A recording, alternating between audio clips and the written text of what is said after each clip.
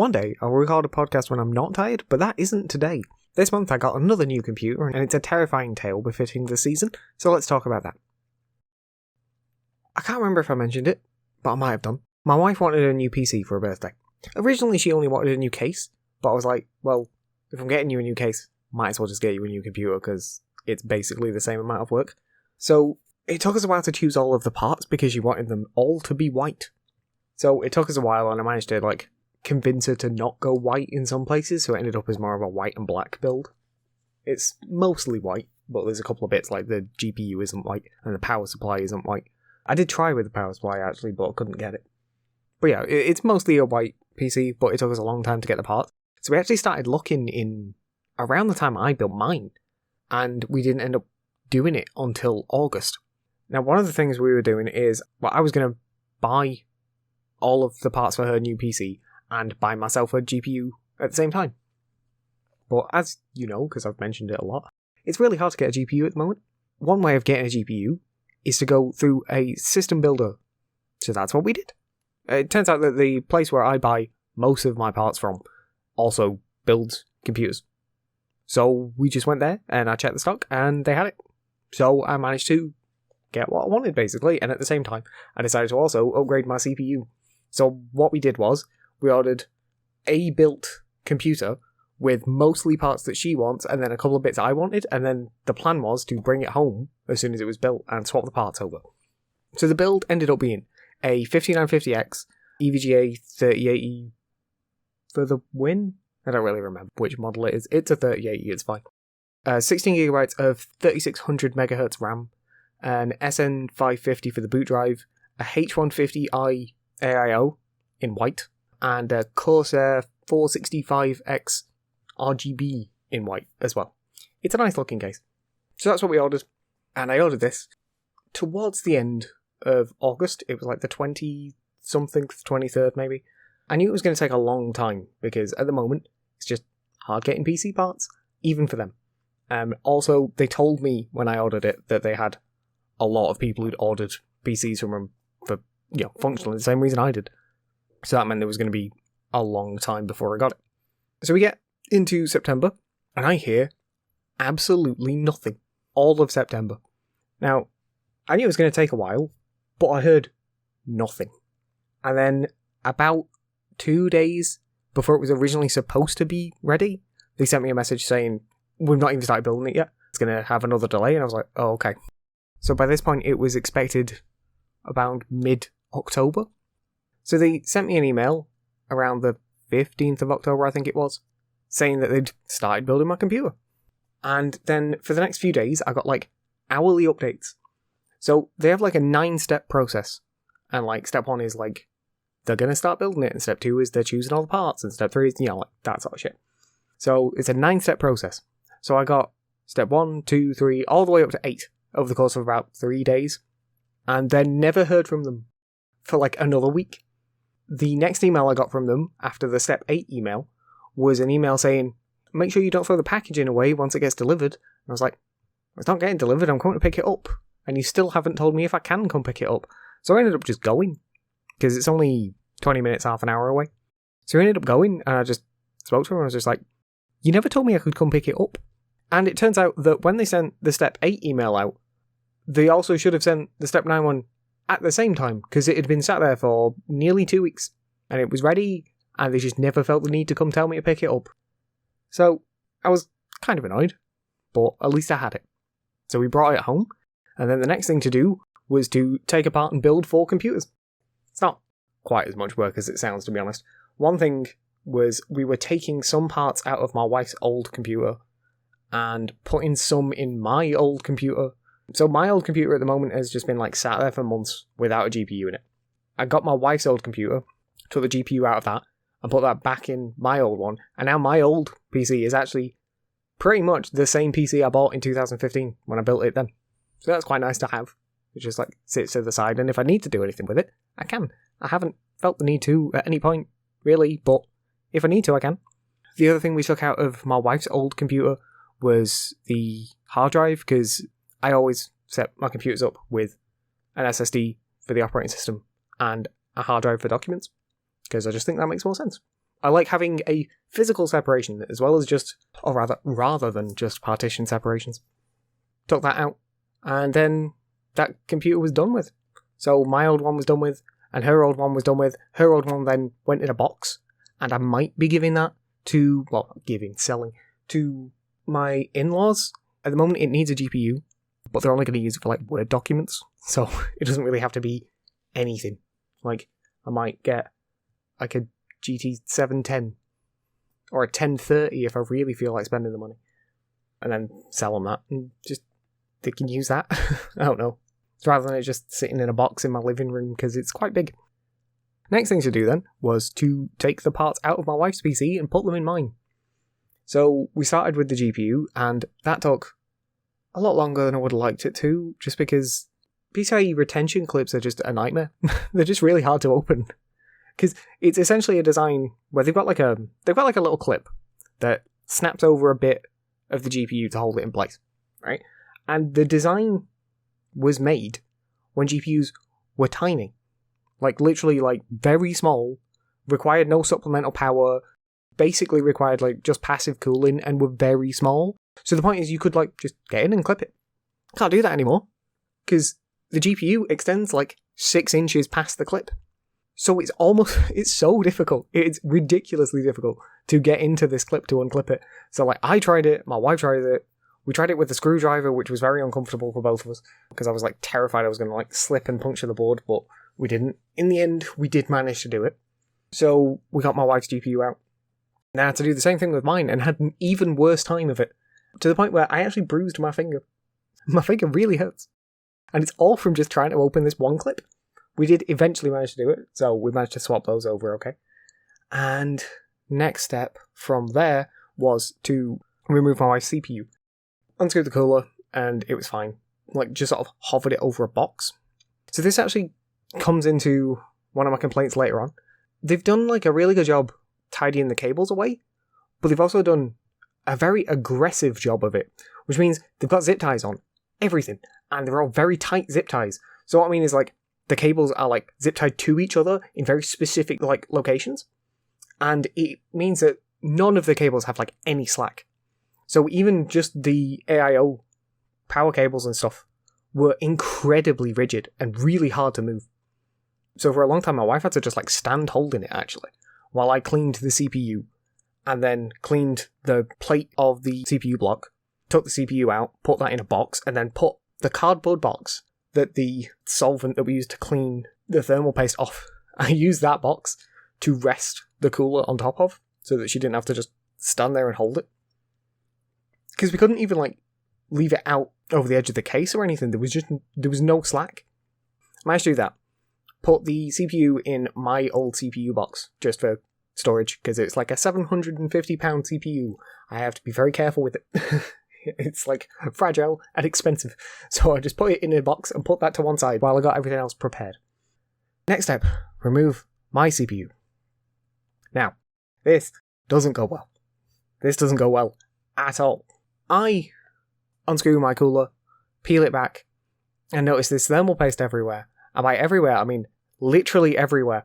It's all over the plate, all over the CPU, all over the motherboard.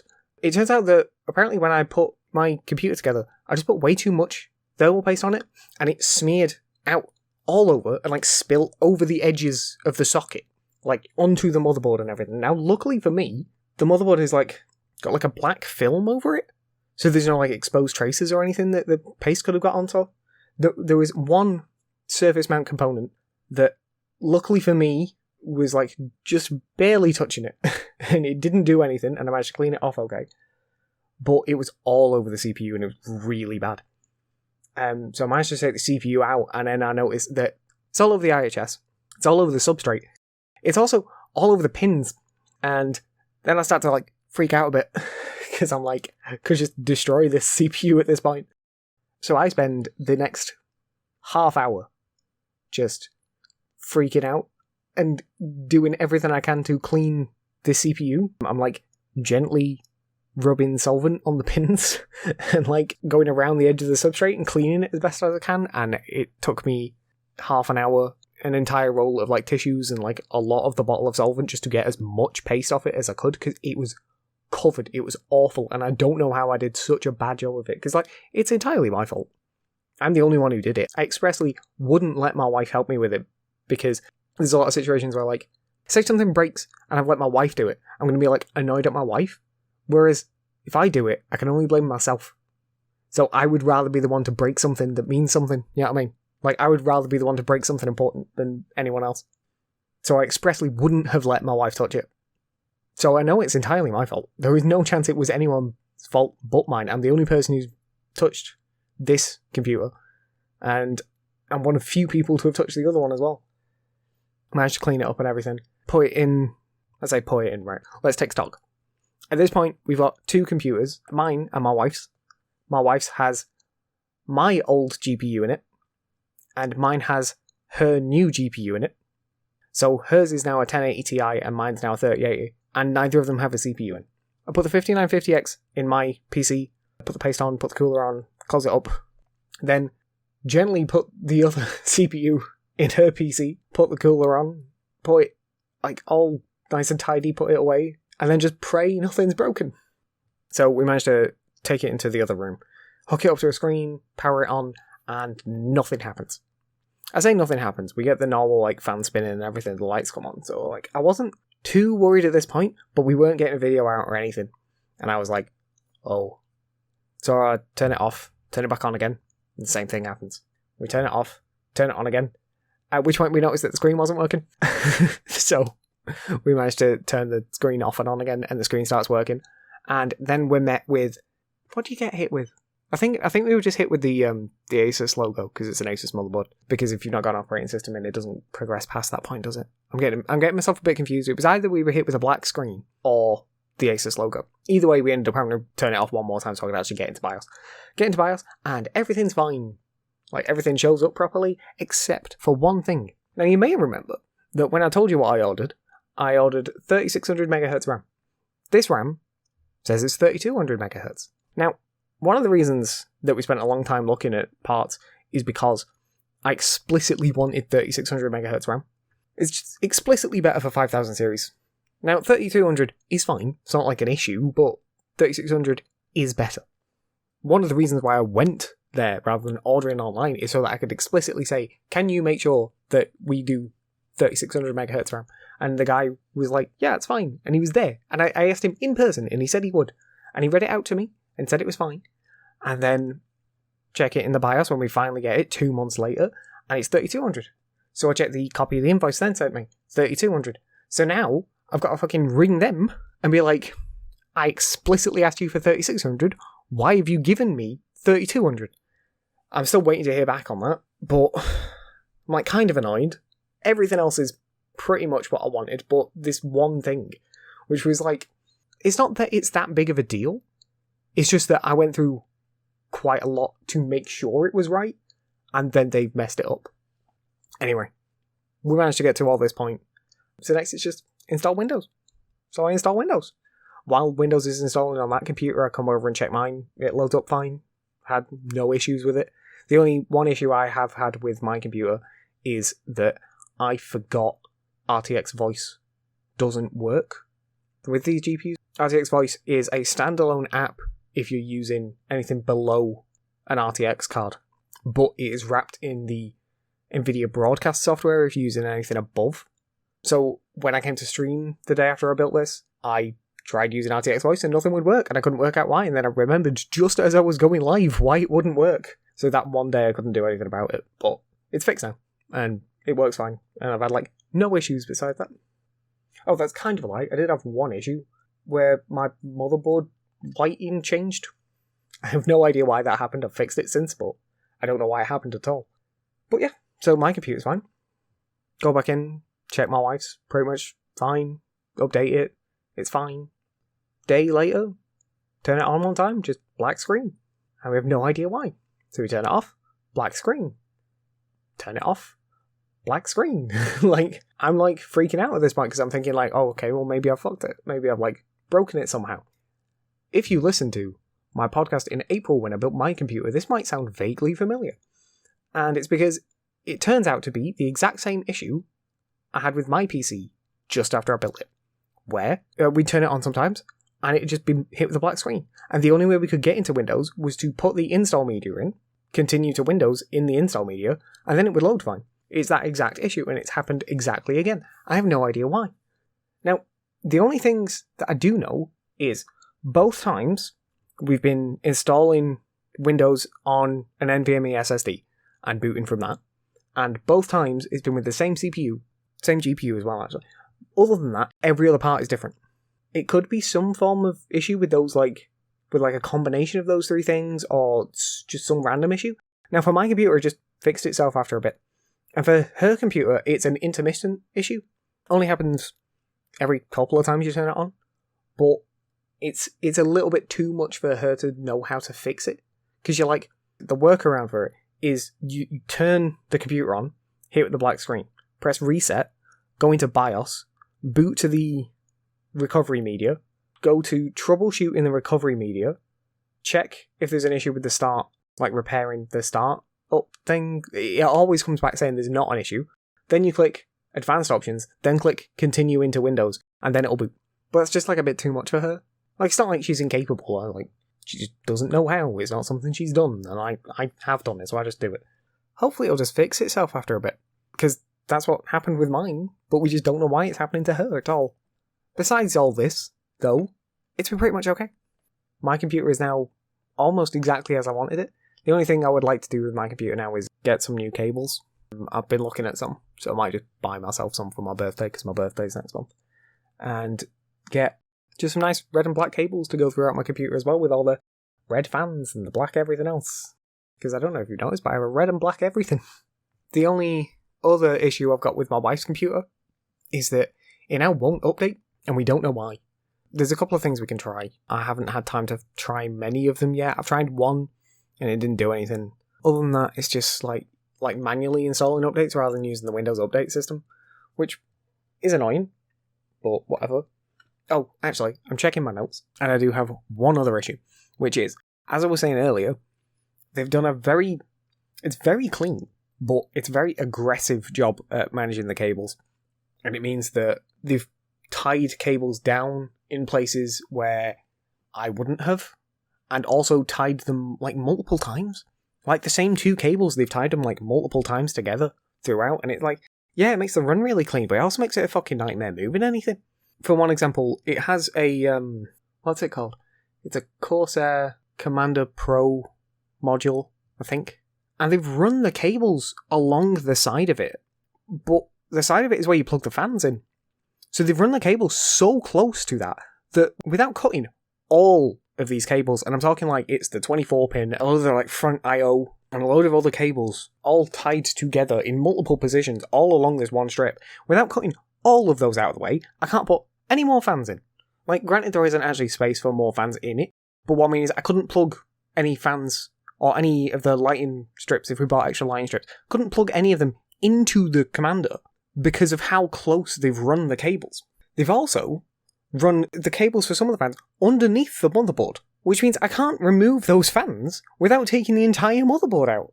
It is utterly ridiculous. It looks really clean, yeah, but it's also, unusable. It's had already a negative impact on my experience with this computer. Granted, if you're not the sort of person to ever touch the inside of your computer, you just buy it and then leave it. Yeah, it's probably great, it looks really nice and you're never going to touch it, but if you are even vaguely inclined to put a SATA hard drive in, which I did, it is a nightmare, because the cables are so tightly strapped to each other, the runs are so, I can't describe, they're so tight. There is no slack in any of the cables, so you have to cut them all in multiple places to just remove one of them. It's actually really inconvenient. Other than that, I suppose we've both ended up with what we wanted, so we're mostly happy. There's definitely things I would have changed about it, but one other thing is, I have absolutely no idea how they made money off it. Because they seem to have sold all the parts at normal MSRP, which is actually one of the reasons I did it, because it meant I got 3080 for 800 quid, which is the correct price. But they also don't have a build fee, so I don't really know how they made money on it. I guess maybe they just pay less for the parts, because the buying them at like cost and then selling them at MSRP. And I suppose maybe if they do that with enough parts, they just make the money. I don't really know, but whatever. But they also give you a lot of free stuff, like they give you a free mug. Oh, actually, that's one issue I've got as well. I've just thought of this. I didn't even make notes about it. They give you a free USB stick with it, and I think it's got like some form of recovery media on it. It's not Windows because we didn't ask them for Windows because I have my own ISO for that, so I didn't need one. It has something on it, and they've used it on the computer already, which means the computer's got like scratches on it because they've done a really bad job of plugging this fucking USB stick in, and like it's got scratches on top of it, and I'm like actually really annoyed by that. Also, they velcroed the USB stick into the computer, but they velcroed it in such a way, I have no idea how I'm supposed to use the USB stick anymore because the velcro is touching the end of the USB, so it can't go into the slot because the velcro covers it. It's just really poorly done. I have no idea why. Other than all that though, yeah, it's fine. As it is, I think I would rather have built it myself.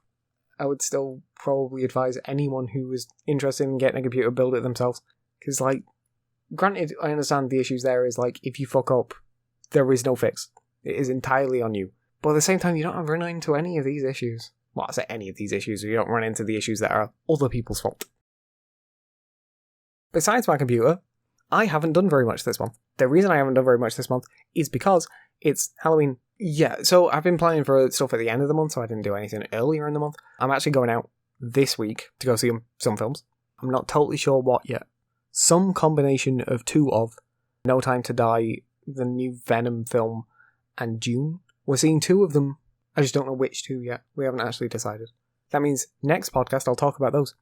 I will also talk about the other of the films that from those three that we don't see this week, and the Eternals. Because next month we're going to go see the other one and Eternals. So next month's podcast is going to have a lot of films. This month I accidentally LP'd 2 games. Depends how you look at it. It's 2 games, but it was in one collection. So I LP'd the entire collection. They were framed and framed too. They were pretty good. They were not amazing. Second one is, I think, worse than the first, but it's kind of better in some ways, but the puzzles were more annoying. I disliked the puzzles more in 2 than in 1. There were also a few continuity errors in 2 that I don't remember from 1. Like, there was bits where, like, you'd pass a briefcase off to a different character, and then in the next scene you'd have it even though you've just given it to someone else, and it didn't make any sense. Also, someone clearly died, but then just came back to life for no reason. Like, I thought it was a fail state, but apparently it wasn't, and I still don't really understand what happened there. Other than that, though, they were both pretty good, but they weren't anything, like, amazing, and they were very clear. They were mobile games that were then ported to PC. So, they were very clearly mobile games, and probably, if you want to play them, you can play them, but just see wherever they're cheaper, because they were pretty good, but, like, not worth spending loads on.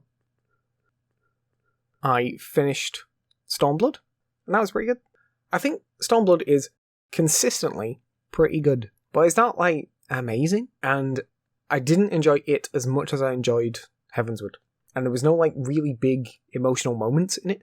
The only thing that really got me was the bits in the patches after Stormblood, the stuff with Yotsuyu. That stuff was, like, pretty emotional, but nothing is ever going to reach the stuff that happened with the Horseshoe Farm.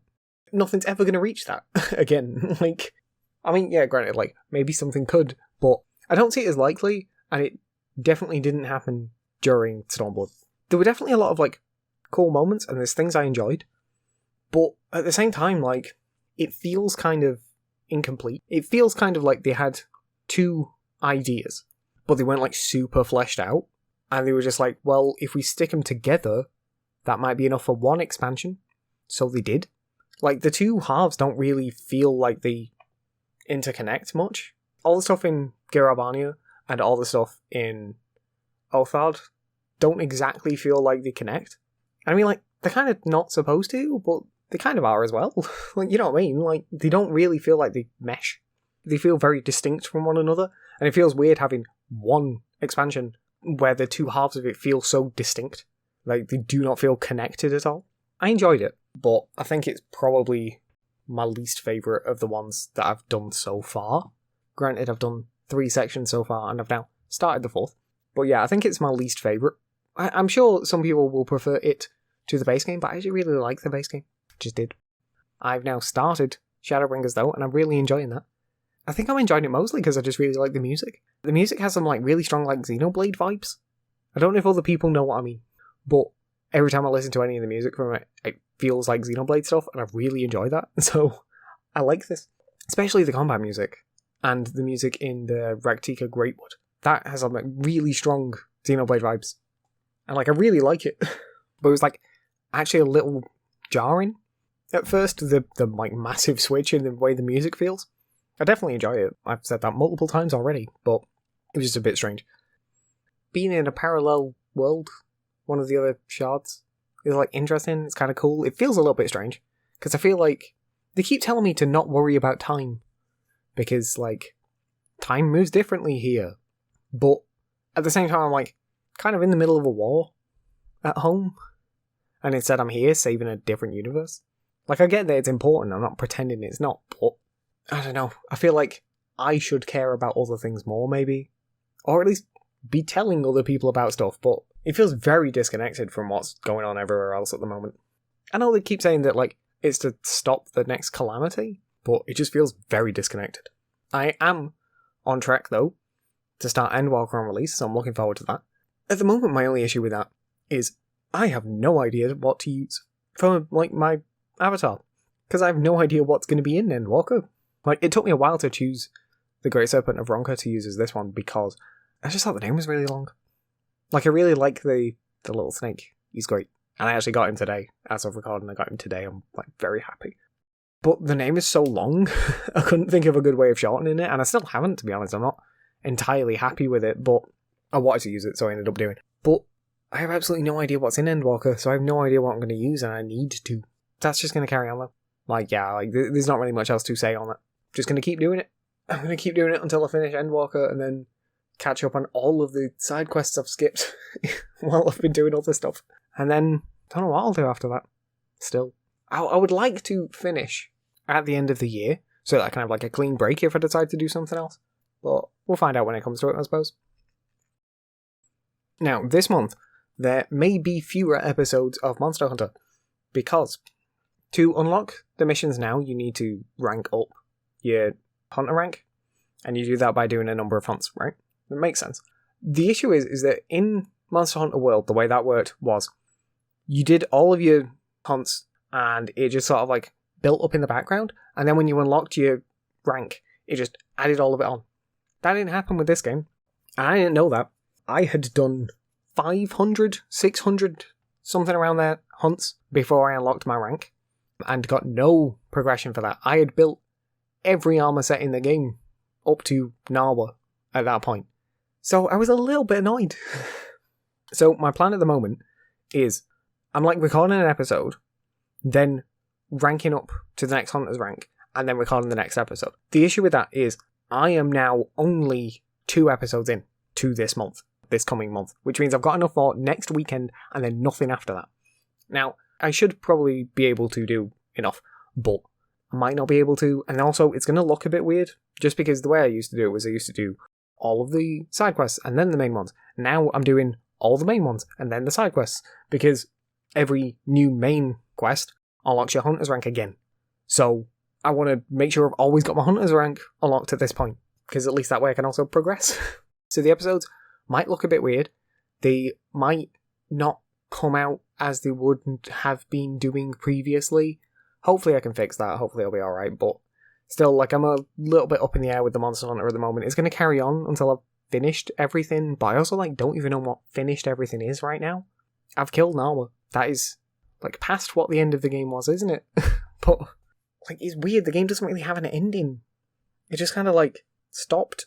And then keeps giving me new quests. I don't know if it has like an end point anymore. Like, I feel like the story's just going to carry on forever and just going, oh, but really it was this monster that's behind everything. I'm just going to carry on until I've got no more quests to do, I suppose. An LP that's going better, though, is Disco Elysium, which I am going to record an episode of as soon as I've finished recording this, hopefully in about 6 minutes. That's going really well. I'm really enjoying it. It feels a bit weird because, like, every time I play it, I don't want to play it. Or rather, like, I never want to start playing it, but then I really enjoy it while I'm playing it. I've run into a little bit of a problem right now where I'm having trouble planning what to do next, but it's not really a big deal. I'm also a massive communist. I was looking at my stats the other day while I was recording, and apparently I've said more communist things than the other 3 options combined. So, I'm apparently very communist. I'm surprised how long Disco Elysium's taking me, for one thing. Like, I looked up some things which said it was a really short game, it was like 20 hours, and I'm already 30 hours in and I'm nowhere near the end. So, that'll just carry on for as long as it takes, I suppose. I would like to, at some point, do smaller LPs as well. Maybe if something happens with Monster Hunter, I can do a smaller LP in the meantime just to fill space. I don't know. Something will happen. I think that's pretty much everything I had to cover. So it's just my outro. And quite often when I say something like this, I remember something I wanted to talk about after I finish recording, and then it just never gets said. So we'll find out if that happens this month as well. Oh, I've just remembered what it was. There we go. Either starting with this podcast or starting next month, I am changing my schedule. I haven't spoken about this yet, so I suppose I should make a Patreon post. I'm planning to just change my schedule a little bit. I'm not changing what videos come out. I'm not changing what times they come out. I'm changing what days they come out, because I'm moving everything forward to one day. Instead of being a half hour on a Sunday and then LP and then half hour, then LP, and then half hour, and, like videos, you know what I mean? Like my normal schedule. I'm shifting everything forward today. So my scripted videos will now come out on a Sunday, and it'll be Sunday is a scripted video to like end the week, and then it'll start with a half hour. Kind of the same way as it is already, but it just means that it gives me, so I realise how this will sound. It gives me one extra day to work on it. It doesn't. But at the moment when I'm doing my streams, I'm doing like my streams during the day, and then working on the podcast in the evening. Whereas, because I don't stream on a Saturday, I can work on my videos then. And then, because I don't really do anything on a Sunday, it also frees up some time where, like, if things go really wrong, I can work on my podcast on the Saturday and Sunday as well now. Whereas, at the moment, I don't have time to work on my podcast on the Saturday, because that's when I record all my videos. So I've literally, like, I record my podcast at the end of the night on one of the days when I'm streaming, and then edit in the nights after my streams the other days, and then upload it after my videos, and then it goes up basically that day. Moving everything forwards one day means that I basically get all of Sunday before it needs to be uploaded to do something. So I could move working on my videos to that day, or I could do my podcast that day, like something. It just works out better for me with the streams, as it were. The old way worked out better for me when I wasn't doing the streams, and now that I am doing the daily streams, this will work out better for me. So it doesn't really affect anything, just shifting everything forward today. Now it's actually time for the outro. Special thanks to all of my patrons. You can join them over at patreon.com/Holden Gatsby, and for $1 a month you'll get to see what I'm working on early, and get exclusive roles in my Discord along with other rewards I might think of. You can also just follow me there if you want to for free, as it's probably the best place to see all of my content as soon as it's available. There's links to the Patreon along with my Discord, Twitter, Twitch, and all the other podcast platforms in the description for this episode. Finally, don't forget you can email me using podencastby@gmail.com if you've got anything you want to say. Thanks for sticking around. Bye. Special thanks to my patrons, Justin Wood, Hobbs, Koopy Vegeta, Gunrunner, Water, and Bat. You can join my patrons at patreon.com/Holden Gatsby, follow me on Twitter @Holden Gatsby, and follow my Twitch at twitch.tv/Holden Gatsby. Don't forget to subscribe to both of my channels. Thanks for watching. Bye.